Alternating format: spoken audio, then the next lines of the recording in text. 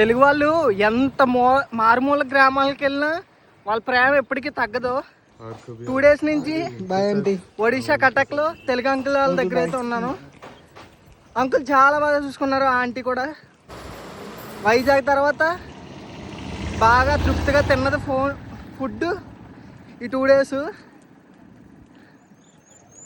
2 days కూడా చాలా అంటే చాలా బాగా చూసుకున్నారు నన్ను. ఇంకా ఉండమన్నారు. నేనే వెళ్ళిపోతా అంకుల్, పర్లేదు లేట్ అయిపోద్ది, నెక్స్ట్ టైం వచ్చినప్పుడు మళ్ళీ తప్పకుండా మీ దగ్గరే ఉంటాను అని చెప్పి మన రైడ్ని అయితే స్టార్ట్ చేశా. ఈరోజు ఎంతవరకు వెళ్తానో తెలీదు, డెస్టినేషన్ ఏం లేదు, వెళ్ళినంతసేపు వెళ్తా. అదే బ్యాక్ సైడ్ బ్రేక్ ఫెయిల్ అయి పెంచుకోండి. ఇది కొన్ని